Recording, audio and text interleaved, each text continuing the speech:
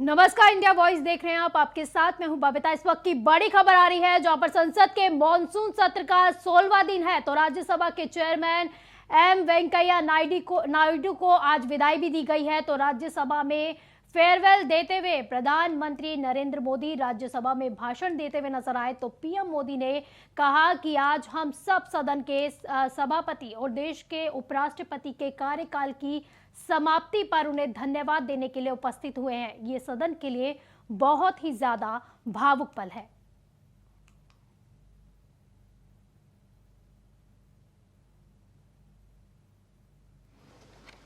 आप लगातार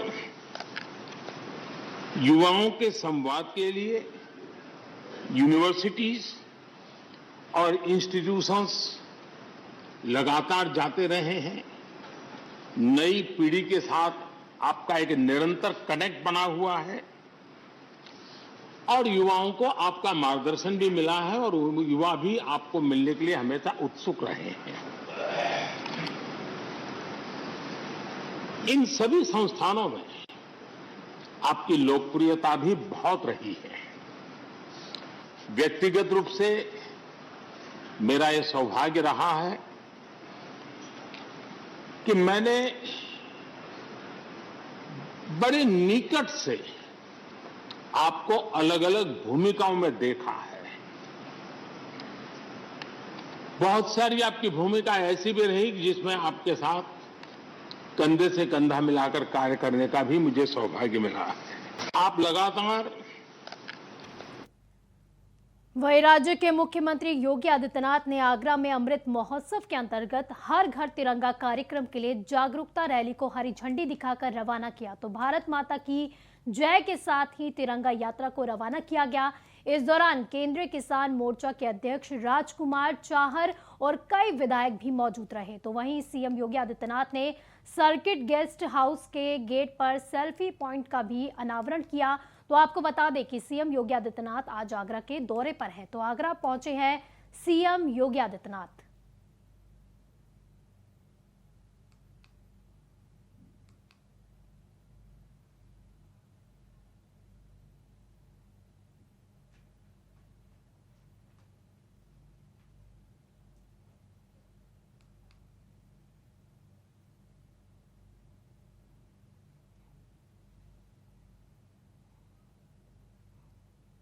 वहीं कल कन्नौज दौरे पर रहेंगे सपा अध्यक्ष अखिलेश यादव। तो कन्नौज से जुड़ी बड़ी खबर आ रही है। कल कन्नौज दौरे पर रहेंगे सपा अध्यक्ष अखिलेश यादव। स्वतंत्रता संग्राम सेनानियों के परिजनों से भी मिलेंगे अखिलेश। तो बंजारों की बस्ती जवाहरपुर व सत्तार भी जाएंगे अखिलेश यादव। तो अखिलेश यादव बंजारों को वितरित करेंगे राष्ट्रीय ध्वज। तो सदस्यता अभियान चलाकर बताएंगे कि सपा की प्राथमिकताएं क्या क्या है। तो कल लखनऊ से दोपहर 12:30 बजे ढटिया पहुंचेंगे अखिलेश यादव।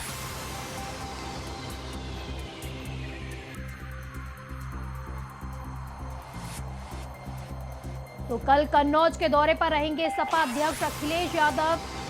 तो स्वतंत्रता संग्राम सेनानियों के परिजनों से भी वो मुलाकात करने वाले हैं और साथ ही बंजारों की बस्ती जवाहरपुर व सत्तार भी जाएंगे अखिलेश। तो अखिलेश यादव बंजारों को राष्ट्रीय ध्वज वितरित करेंगे। तो इसी के साथ ही सदस्यता अभियान चलाकर सपा की प्राथमिकताएं क्या क्या है उन सबके बारे में भी जानकारी देंगे। तो कल लखनऊ से दोपहर 12:30 बजे ठठिया पहुंचेंगे अखिलेश यादव।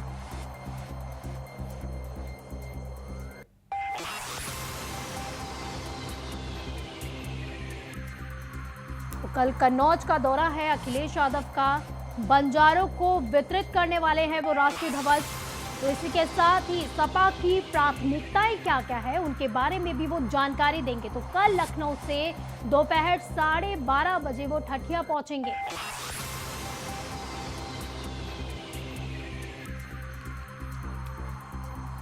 तो कल कन्नौज का दौरा है अखिलेश यादव का। स्वतंत्रता संग्राम सेनानियों के परिजनों से भी उनकी मुलाकात होगी। तो बंजारों की बस्ती जवाहरपुर व सत्तार भी जाने वाले हैं अखिलेश। तो पूरा कार्यक्रम, तो बंजारों को राष्ट्रीय ध्वज भी वितरित करने वाले हैं। तो कल लखनऊ से दोपहर 12:30 बजे ठठिया पहुंचेंगे अखिलेश यादव।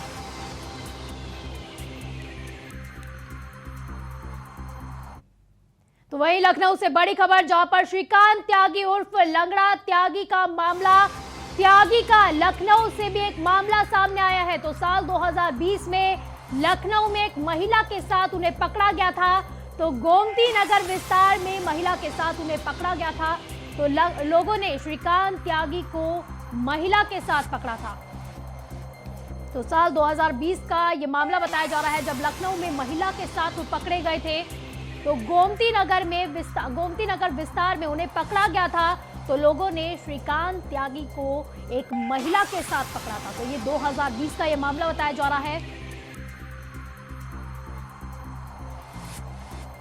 तो एक एक करके श्रीकांत त्यागी पर कई खुलासे। तो लखनऊ में उन्हें पकड़ा गया था एक महिला के साथ, 2020 का ये मामला है। तो एक के बाद एक खुलासे हो रहे हैं उन पर। गोमती नगर विस्तार में उन्हें महिला के साथ पकड़ा गया था। तो 2020 का ये मामला है, जब लोगों ने श्रीकांत त्यागी को एक महिला के साथ पकड़ा था। तो इसी पर ज्यादा जानकारी के लिए हमारे संवाददाता सिद्धार्थ हमारे साथ जुड़ गए हैं। सिद्धार्थ, श्रीकांत त्यागी पर एक के बाद एक कई खुलासे हो रहे हैं अब।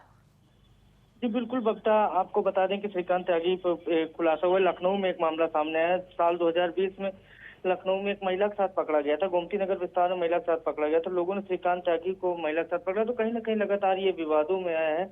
और आपको बता दें कि ये जो लखनऊ पुलिस है वो भी यहाँ पर छापेमारी कर रही है। गोमती नगर के ग्रीनवुड अपार्टमेंट के ब्लॉक एच फ्लैट 2007 में रहता था त्यागी। 2019-20 में ग्रीनवुड अपार्टमेंट में रहता था।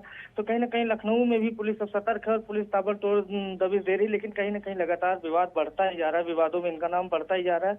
और यहाँ भी ये काफी विवादों में रहे हैं।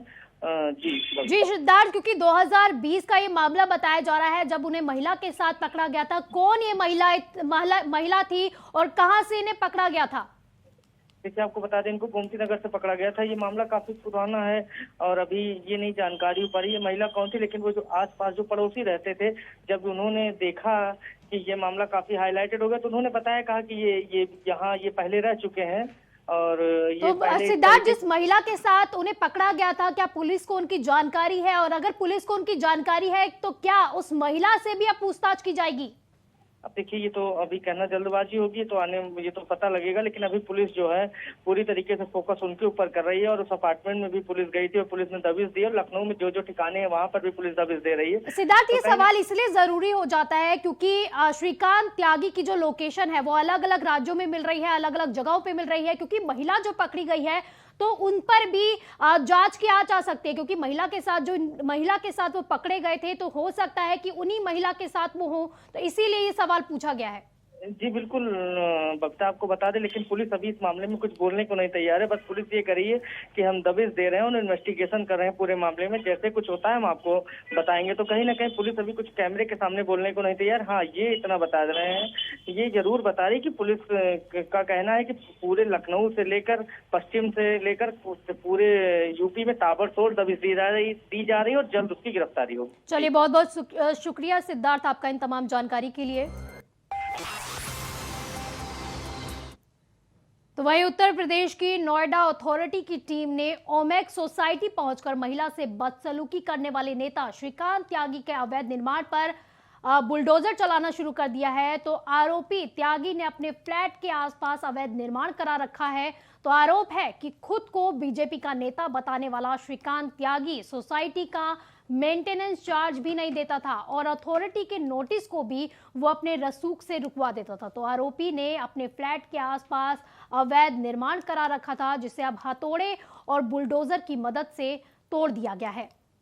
तो गैंगस्टर लगातार श्रीकांत त्यागी की तलाश की जा रही है, लेकिन वो अब तक पुलिस के हाथ नहीं लग पाया है। तो श्रीकांत त्यागी के अवैध निर्माण पर बड़ा एक्शन हुआ है। नोएडा अथॉरिटी ने उनके सभी तमाम जितने भी अवैध कंस्ट्रक्शन है उस पर बुलडोजर चलाना शुरू कर दिया है।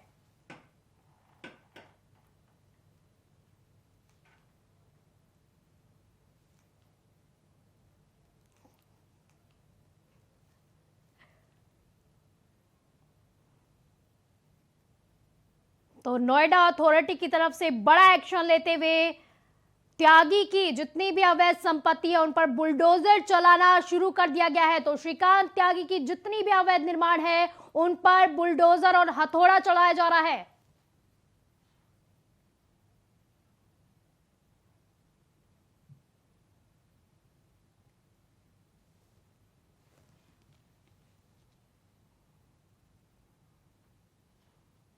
तो वहीं श्रीकांत त्यागी के मुद्दे पर गृह विभाग एक्शन मोड पे आ गया है। गृह विभाग ने कार्रवाई की कमान संभाल ली है। तो अविनाश अवस्थी ने कार्रवाई की कमान अपने हाथों में ले ली है। तो 2 साल से जो नहीं हो पाया था वो आज हो चुका है। तो आज बुलडोजर चलाया जा रहा है। तो एसीएस होम अवस्थी सीधे सीधे मॉनिटरिंग कर रहे हैं इन सबकी। तो गृह विभाग के कमांड सेंटर में खुद बैठे हैं अवस्थी, तो वहीं से वो मॉनिटरिंग कर रहे हैं। श्रीकांत त्यागी पर बहुत बड़ी कार्रवाई की तैयारी कर रहे हैं। तो नोएडा के भंगेल में त्यागी की 15 दुकानें हैं। एसीएस होम ने सबका ब्यौरा तलब कर लिया है। तो श्रीकांत त्यागी के पास छुपने का वक्त भी कम बचा है। तो 2 साल से नोएडा पुलिस त्यागी को संरक्षण देती रही है। तो नोएडा पुलिस ने सरकार की बदनामी कराई है। एसीएस होम अवस्थी ने पूरा केस अब अपने हाथों में ले लिया है।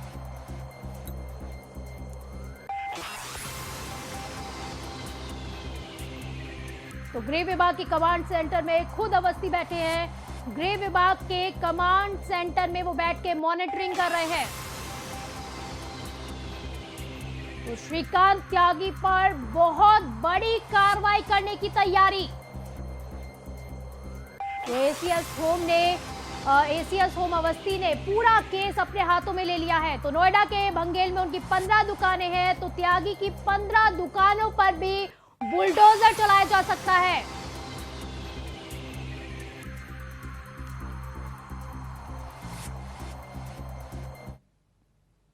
वहीं नोएडा से बड़ी खबर जहां पर श्रीकांत त्यागी की उत्तराखंड में लोकेशन मिली है। तो गिरफ्तारी के लिए 40 से भी ज्यादा पुलिस कर्मियों की टीम उनके पीछे है। तो कुछ जगहों पर सीसीटीवी कैमरे भी खंगाले गए हैं। तो पुलिस जिस गाड़ी से श्रीकांत भागा है वो गाड़ी भी पुलिस को बरामद हो चुकी है। तो हापुड़ टोल के पास उसकी गाड़ी बरामद की गई। तो हापुड़ टोल के पास किसी दूसरी गाड़ी से वो फरार हुए हैं, ऐसी खबर है। तो नोएडा पुलिस की करीब 10 टीमें उनकी तलाश कर रही है।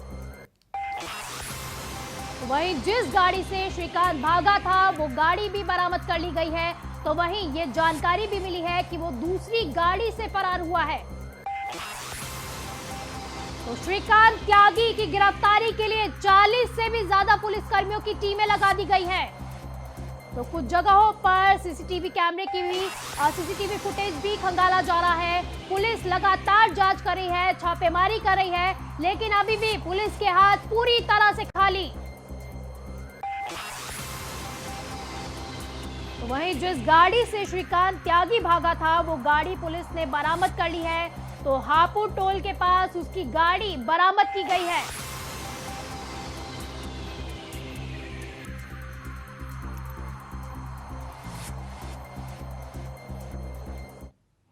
तो वही बड़ी खबर, श्रीकांत त्यागी कोर्ट में पेश हो सकते हैं। तो बड़ी खबर आ रही है इस वक्त की श्रीकांत त्यागी जल्द ही कोर्ट में भी पेश हो सकते हैं। तो सूरजपुर न्यायालय की बढ़ाई गई सुरक्षा, कोर्ट परिसर के अंदर चेकिंग अभियान भी तेज कर दिया गया है। तो कोर्ट परिसर के बाहर भारी पुलिस बल को तैनात किया गया है। तो एसीपी पुलिस फोर्स कोर्ट परिसर के गेट पर मौजूद है।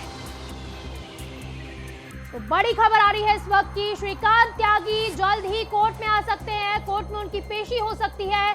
सूरजपुर न्यायालय की सुरक्षा बढ़ा दी गई है। तो कोर्ट परिसर के अंदर चेकिंग अभियान भी तेज कर दिया गया है।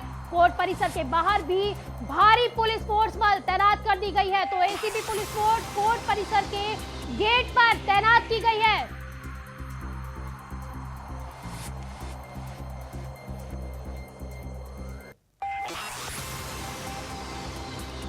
तो सूरजपुर कोर्ट में चप्पे चप्पे पर पुलिस की लगातार नजर।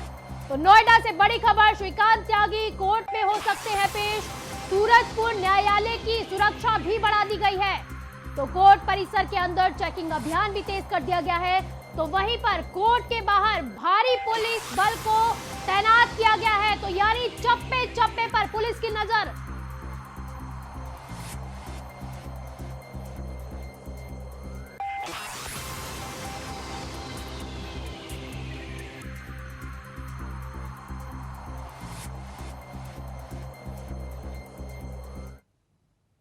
वहीं कांग्रेस महासचिव प्रियंका गांधी का ट्वीट आया है। प्रियंका ने ट्वीट करके बीजेपी पर निशाना साधा। नोएडा में भाजपा नेता का अवैध निर्माण है, प्रियंका ने ट्वीट किया है। तो प्रियंका गांधी की तरफ से ट्वीट किया गया है।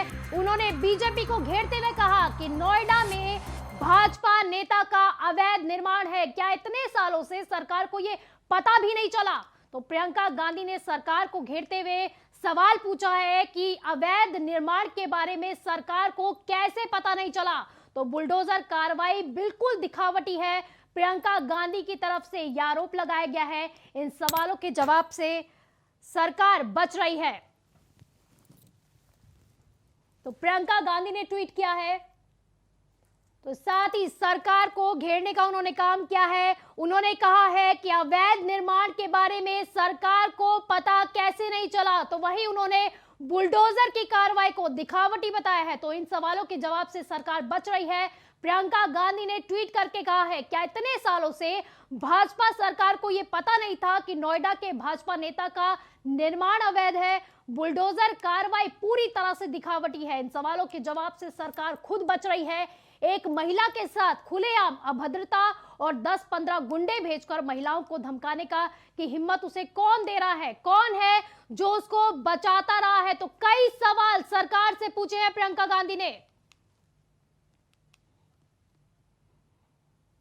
तो वहीं बिहार में इन दिनों सियासी घमासान मच गया है। तो ललन सिंह के आरसीपी को सेकंड चिराग कहने वाले मामले ने तूल पकड़ लिया है, जिस पर लोजपा के अध्यक्ष चिराग पासवान ने कहा कि बीजेपी से अगर नफरत है तो खुलकर बोला जाए। साथ ही उन्होंने ये भी कहा कि नीतीश कुमार सिर्फ सत्ता के लालच में है, उनकी पार्टी की कोई भी आइडियोलॉजी नहीं है।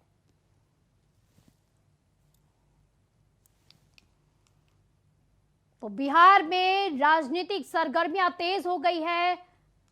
तो चिराग पासवान का पलटवार, नीतीश कुमार सिर्फ सत्ता के लालच में, उनकी पार्टी की कोई भी आइडियोलॉजी नहीं।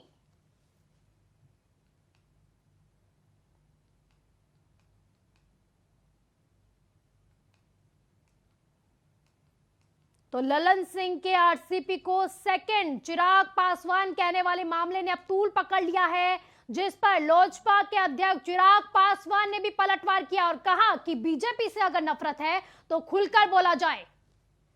मुख्यमंत्री के विकास मॉडल की आप बात करते हैं ना, जिसका साथ बिहार की जनता ने दिया, और कौन है वो लोग?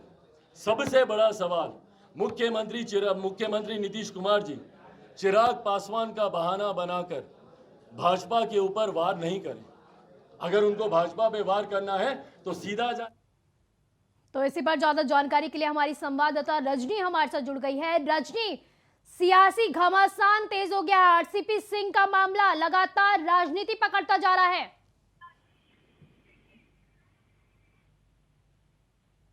देखिए, बताते चलो कि बिहार में आज वाकई सियासी हलचल काफी तेज है। न सिर्फ चिराग पासवान बल्कि आज तमाम दलों की हमले लगातार हो रहे हैं। आज बताते चलो कि आरजेडी, कांग्रेस और हम पार्टी ने अपनी विधायक दल की बैठक बुलाई है। साथ ही साथ सबसे अहम बात ये बता दूं कि कल आज एक अहम खबर मिल रही है कि जेडीयू के तमाम जो विधायक हैं उन्हें संकेत दिया गया है कि आज शाम तक वो पटना में रहे। तो ये बड़ी खबर है। चिराग पासवान ने भी हमला खुलकर बोला है। ऐसे मौके पर चिराग पासवान ने भी हमला बोला और उसने ये कहा है कि अगर चूंकि जेडीयू में जो एनडीए में जो चिराग पासवान आउट हुए थे, जो तलखी आई थी वो नीतीश कुमार के बगावती तेवर की वजह से ही आई थी। नीतीश कुमार ने चिराग को स्वीकार करने से इनकार कर दिया था और यही वजह थी कि चिराग को बाहर का रास्ता देखना पड़ा था। और एक बार फिर चिराग हमलावर हुए हैं नीतीश कुमार पे, क्योंकि नीतीश कुमार और चिराग पासवान में शुरू से मतभेद और अनभेद दोनों है। तो ऐसे में चिराग पासवान का इस तरह से हमलावर होना कोई नई बात नहीं है। जी चलिए, बहुत बहुत शुक्रिया रजनी आपका इन तमाम जानकारी के लिए। इस बुलेटिन में फिलहाल के लिए बस इतना ही। आप देखते रहिए इंडिया वॉइस। नमस्कार।